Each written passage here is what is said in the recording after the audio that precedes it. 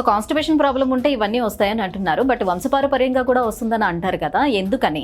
And కొన్ని రకాల వృత్తుల్లో పనిచేసే వాళ్ళు, ఎక్కువసేపు కూర్చొని పనిచేసే వాళ్ళు కూడా చూస్తాం కదా, ఎందుకని? రీజన్ ఏంటి? డెఫినెట్గా ఎందుకంటే ఇది మోషన్ని కంట్రోల్ చేసే ఈ కుషన్స్ ఏవైతే ఉన్నాయో, హ్యూమరాయిడల్ కుషన్స్, వీటిని లోపలే ఉంచడానికి ఇలా స్ట్రక్చర్స్ ఉంటాయి, సపోర్టింగ్ స్ట్రక్చర్స్.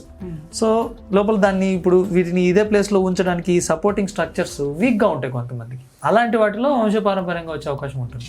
ఈ వీక్గా ఉండే స్ట్రక్చర్స్, ఈ సపోర్టింగ్ స్ట్రక్చర్స్ వీక్గా ఉన్నప్పుడు వీటిని లోపల ఈ ప్లేస్లో ఉంచాల్సిన స్ట్రక్చర్స్ వీక్ అయినప్పుడు ఏమవుతాయి, ఆటోమేటిక్గా కిందికి వస్తాయి. ఇలా కిందికి వచ్చి ఈ సపోర్టింగ్ స్ట్రక్చర్స్ వీక్ అవ్వడం వల్ల కిందికి జారడాన్ని పైల్స్ అంటాం.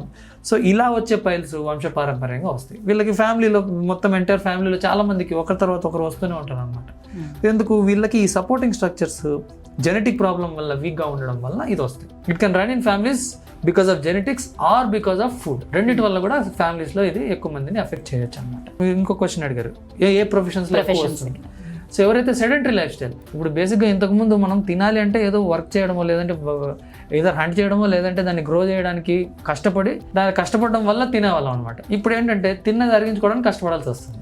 So sedentary life style is one of the other important reason. కూర్చొని కదలకుండా వర్క్ చేసే వాళ్ళు, డైలీ యాక్టివిటీ మెయింటైన్ చేయని వాళ్ళు, వీళ్ళు ఏమవుతుందంటే మీరు కదిలినప్పుడే మీ పేగులు కదలడం స్టార్ట్ అవుతుంది. సో ఒబేసిటీ ఉండే వాళ్ళు ఖచ్చితంగా చూస్తూ ఉంటారు. డెఫినెట్గా ఒబెసిటీ, సెడెంటరీ లైఫ్ స్టైల్, కదలకుండా కూర్చొని వర్క్ చేసేవాళ్ళు, ఎవరైతే ప్రోటీన్ మీద ఎక్కువ కాన్సన్ట్రేషన్ పెట్టి ఫైబర్ని ఎవరైతే పట్టించుకోరో, ఇప్పుడు ఏంటంటే ఫ్యాషన్ ఏంటంటే సో ఓకే నేను ప్రోటీన్ తీసుకోవాలి, సఫిషియెంట్ ప్రోటీన్ తీసుకోవాలని వాళ్ళ ఎంఫసిస్ అంతా ప్రోటీన్ మీదనే ఉంటుంది. ఫైబర్ కూడా ఈక్వల్లీ ఇంపార్టెంట్. మీరు ఎంత ప్రోటీన్ తీసుకుంటే దానికి ప్రపోర్షనేట్గా ఫైబర్ కూడా తీసుకోవాలి. అలా కాకుండా ఓన్లీ ప్రోటీన్, చికెన్ తింటాను, నేను ఎగ్స్ తింటాను, వెజిటబుల్స్ తినాను అంటే ఈ ప్రాబ్లమ్స్ అన్నీ వస్తాయి.